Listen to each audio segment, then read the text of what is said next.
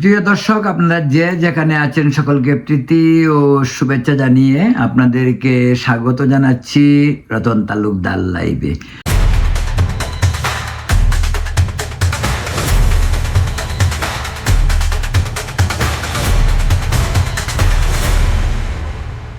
করা হবে উত্তর আমেরিকার নর্থে কানাডা, দুটি দেশ প্রতিবেশী। কানাডার দুটি বৃহত্তম শহর পূর্বাঞ্চলে, যেটি একটি মন্ট্রিয়াল, একটি টরন্টো অনেকটাই মনে হয় যেন নিউ ইয়র্কের মতো দেখতে। আবার কানাডার রাজধানী হলো ওটুয়া মন্ট্রিয়াল থেকে আরও একটু পূর্ব দিকে। আর তাদের ওয়েস্ট কোস্ট, আমেরিকার মতোই অনেক বড় দেশ, তাদের ওয়েস্ট কোস্টে যে তাদের পশ্চিমাংশে প্রায় 3000 মাইল দূরত্বে তাদের আরেকটি বড় শহর, যেটি হলো ভ্যানকুভার। যেমনটি আমাদের নিউ ইয়র্ক এবং লস অ্যাঞ্জেলস ক্যালিফোর্নিয়ার লস অ্যাঞ্জেলসের সঙ্গে যেমন সম্পর্ক, যেমন দূরত্ব, ঠিক এরকমই, এবং ভৌগোলিক রিলেশনটাও প্রায় একই রকম। যাই হোক, কানাডা অত্যন্ত সমৃদ্ধ দেশ, আপনারা জানেন। কানাডাতে প্রচুর বাংলাদেশে, আমি গতকালকেই কানাডায় এসেছি নিউ ইয়র্ক থেকে। কালকে আমি একটি কানাডা থেকে প্রথম ভিডিওটিও করেছি গতকালকে। আজকের ভিডিওটিও কানাডার থেকেই করছি। কানাডা সম্পর্কে একটু বললাম এই কারণে, কানাডা একটি সুন্দর, উন্নত, সমৃদ্ধ দেশ, যেখানে বাংলাদেশি, আপনারা জানেন কানাডাতে প্রচুর বাংলাদেশের রাজনৈতিক আমলা থেকে শুরু করে বড় বড় যারা সিন্ডিকেট, যারা নাকি দেশের টাকা সম্পদ লুট করে বিদেশে পয়সা পাচার করেছে, তাদের অনেকের পয়সা কানাডায়, আমেরিকাতেও বহুত, কিন্তু কানাডায়, এবং কানাডাতে বসবাস করে অনেক। কানাডাতে একটি পাড়া আছে যেটিকে বলা হয় কানাডার বেগম পাড়া। আপনারা নিশ্চয়ই পত্রপত্রিকাতে দেখেছেন। সেই বেগম পাড়া হলো বাংলাদেশের রাজনৈতিক নেতা, আমলা, বড় বড় অফিসার যারা রয়েছে, সামরিক, বেসামরিক, তাদের সকলেরই বাংলাদেশ থেকে চুরি করা অর্থের যে ব্যাংক থেকে হোক, যেখান থেকেই হোক, কানাডা যেন এর সিন্ধুক। আমরা যেমন সিন্ধুকে টাকা রাখি, ঠিক এরকমই তাদের পরিজনও এখানে। এই সমস্ত ধান্দাবাজ, অসৎ, দুর্নীতিবাজ আমলা, রাজনৈতিক নেতা, তারা গণ আমেরিকা, কানাডা আসে। তাদের সন্তান, তাদের স্ত্রীরা এখানে থাকে। আলিশান তাদের বাড়িঘর, জীবন যাত্রা তাদের এক ধরনের ওয়েস্টার্ন স্টাইল তো বটেই, এক ধরনের রাজার হালে দেশের হতদরিদ্র গরিব মানুষের পয়সা লুণ্ঠন করে তারা কানাডা, আমেরিকা, সর্বত্র তাদের নিজস্ব এক সাম্রাজ্য তৈরি করেছে। কানাডায় তো রয়েছে বেগম পাড়া হলো যে সমস্ত বড় বড় আমলা, রাজনীতিবিদ, তাদের বসবাস, তাদের সন্তানরা নিরাপদে বসবাস করে, পড়াশোনা করে।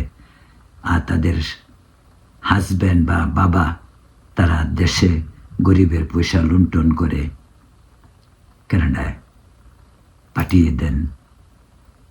আর তারা রাজরাজস্বী হাল হকিয়ত নিয়ে আনন্দে গা ভাসিয়ে তাদের জীবন দ্বারা চলে। প্রিয় দর্শক, যাই হোক, কানাডা সম্পর্কে এটুকু আপনারা নিশ্চয়ই জানেন। পত্রপত্রিকাতে বিভিন্ন সময় লেখালেখি হয়, আমরা নিজেরাও পত্রপত্রিকাতে এগুলো নিয়ে অনেক লেখালেখি করেছি। আজ পর্যন্ত কিছু হয়নি। বাংলাদেশ থেকে পয়সা যেগুলি ব্যাংক লুট করে নিয়ে আসা হয়েছে, সেই পয়সার বাংলাদেশে আর ফেরত যায়নি, যাবেও না। সরকারি কর্মচারী থেকে শুরু করে কর্মকর্তা যারা তদন্ত করে, তাদের যার কাছে জিজ্ঞাসা করবেন, তারা বলবে চেষ্টা চলছে, কিন্তু ওই চেষ্টা অনন্তকাল চলতে থাকে। ওই চেষ্টা আর কখনো শেষ হয় না। আর বাংলাদেশের এই গরিবের সম্পদ আর দেশে ফেরত যায় না। এটা ওই ব্রিটিশ যখন আমাদের পাক ভারত বা আগের ভারতবর্ষ ছেড়ে এসেছিল, যে কোহিনূর নিয়ে এসেছিল, এখনও কিন্তু কোহিনূরকে ফেরত নেওয়ার জন্য ভারত পাকিস্তান বলে যে আমাদের ব্রিটিশ রানীর কাছ থেকে কোহিনূর আমাদেরকে ফেরত দাও। সেটা প্রজন্মের পর প্রজন্ম, শতাব্দীর পর শতাব্দী চলে গেলেও আমরা কিন্তু আর কোহিনূর ফিরে পাবো না। কিন্তু কোহিনূর ফেরত পাওয়ার গল্প, কোহিনূর ফেরত দাও, এই কাহিনী কিন্তু চলছে।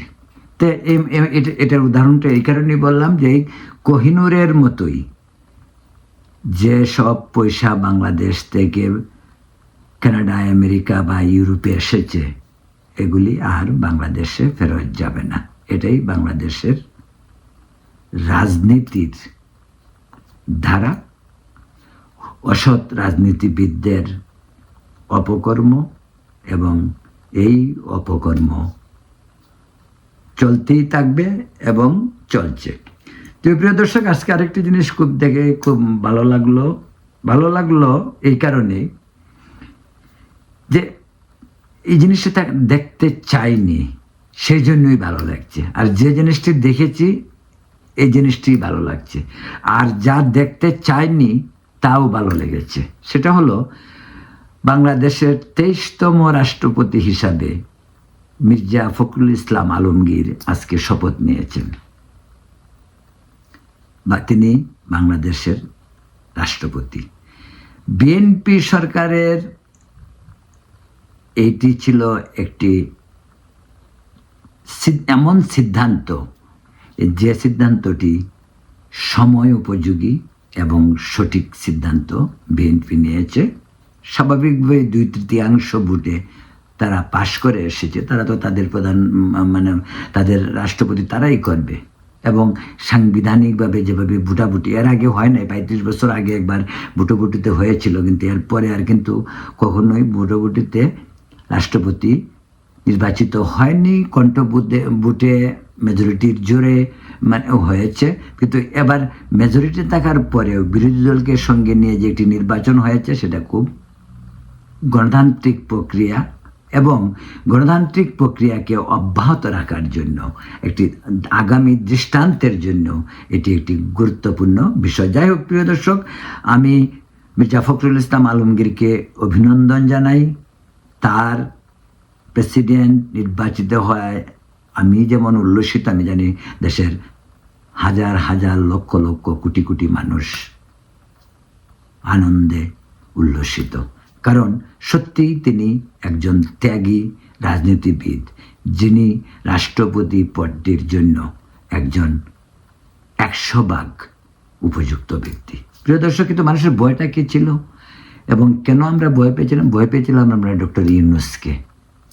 ডক্টর ইউনূসই রাষ্ট্রপতি হওয়ার জন্য বহু চেষ্টা করেছে। সেই লন্ডন পর্যন্ত চলে গিয়েছিলেন তারেক রহমানের সঙ্গে দেখা করতে, আবার আসলেন। অনেক নয়, তিনি দেখছেন যে তিনি তার তত্ত্বাবধায়ক সরকার বলতে যে অন্তর্বর্তীকালীন সরকার ছিল, তিনি সেখানে টিকবেন না। তাই তিনি চেয়েছিলেন বিএনপিকে ধরে যদি রাষ্ট্রপতিটা হওয়া যায়। অনেক চেষ্টা তিনি করেছেন, দেশে বিদেশে বিদেশি শক্তি দিয়ে অনেক লবিং করেছে, কিন্তু এই ইউনূস কিন্তু বিএনপিকে যে হার্ড টাইম দিয়েছে, বিএনপি কিন্তু সেটা ভুলেনি। আমাদের ভয় ছিল যে তারেক রহমান হয়তো তাকে রাষ্ট্রপতি করে ফেলতে পারে, কারণ খালেদা জিয়ার একটি দুর্বলতা ছিল। খালেদা জিয়া তাকে অনেক সম্মান করতেন, ডক্টর ইউনূসকে, কিন্তু তিনি ইউনূসের ধান্দাবাজি তো টের পাননি। তাই তিনি ইউনূসের প্রতি তার একটা দুর্বলতা ছিল, একজন ভালো মানুষ হিসাবে তিনি জানতেন। ইউনূসের এই বিষয়টির কারণেই কিন্তু মানুষের মনে একটা ভয় ছিল যে তারেক রহমান, খালেদা জিয়া কিন্তু তারেক রহমানকেও বলে গিয়েছিলেন যে ইউনূস সাহেবকে সম্মান করতে, শ্রদ্ধা করতে, তার কথা শুনতে, যে অন্তর্বর্তীকালীন সরকারের সময়। এই কারণে হয়তো একটা দুর্বলতা হইতেই পারে। এটাই ছিল মানুষের ভয়, যে এই বাটপার ইউনূসকে নাকি আবার তারেক রহমান করে ফেলে। কিন্তু আমার একটা ধারণা ছিল, আমি অনেকগুলি ভিডিও করেছি, আমার একটা ধারণা ছিল যে এটা নেড়া কিন্তু বেলতলায় একবারই যায়। বিএনপিকে যে হার্ড টাইম ডক্টর ইউনূসের সরকার দিয়েছে, এই ইউনূসকে আবার বিএনপি প্রেসিডেন্ট করবে, আমার একটু ডাউট ছিল, কিন্তু ভয়ও ছিল, দুটোই ছিল। যে ভয় এবং কি বলে সন্দেহ, সব কিছুর সংমিশ্রণে এক ধরনের আতঙ্ক তো ছিলই। এবং আমরা স্বস্তির নিঃশ্বাস ফেলেছি তখনই যেদিন বিএনপি ঘোষণা করলো যে না, মির্জা ফখরুল ইসলাম আলমগীরই হচ্ছেন প্রেসিডেন্ট। তারপরে কিন্তু বাংলাদেশের পত্রপত্রিকা অনেকেই লিখছে, সোশ্যাল মিডিয়ায় অনেকে লিখেছে যে ইউনূসের ধান্দাবাজির একেবারে ফাইনাল উইকেটটি পড়ে গেল। ইউনূস আর হচ্ছে না, মানুষ স্বস্তির নিঃশ্বাস ফেলল। এর পরবর্তীতে কি হবে সেটা দেখা যাবে, কিন্তু নিঃসন্দেহে ফখরুল ইসলাম আলমগীর সাহেব বাংলাদেশের বর্তমান পরিস্থিতি, বিএনপির মতো দলীয় নেতা, সে একজন ত্যাগী নেতা যে বিএনপিটিকে দীর্ঘ 15-16 বছর আওয়ামী লীগের শাসনের অত্যাচার নির্যাতন সহ্য করেও আগলে রেখেছিলেন। সেই মির্জা ফখরুল ইসলাম আলমগীরকে বিএনপি মনোনয়ন দেয়া বা তারেক রহমান তাকে মনোনয়ন দেয়া এটি সঠিক সিদ্ধান্ত ছিল। কপাল হয়তো বাটপারি ইউনূসের পুড়েছে, সে খুব শখ করেছিল প্রেসিডেন্টটা হবে, ও ক্ষমতালোভী, স্বার্থপর, সে অনেক কিছুই, চোর, বাংলাদেশে অনেক সম্পদ চুরি করেছে সে। যাই হোক, অবশেষে আমরা স্বস্তির নিঃশ্বাস ফেলেছি। মির্জা ফখরুল ইসলাম আলমগীরকে মাননীয় প্রধানমন্ত্রী এবং বিএনপি নেতৃত্ব প্রেসিডেন্ট হিসাবে নির্বাচিত করায় তাদের সকলকে অভিনন্দন জানাই। প্রিয় দর্শক, এখন এ পর্যন্তই, ভালো থাকুন। কালকেও কানাডা থাকবো, কালকে কানাডা থেকে আরও অন্য বিষয় নিয়ে কথা বলবো। এই পর্যন্ত ভালো থাকুন, সুস্থ থাকুন, নিরাপদ থাকুন।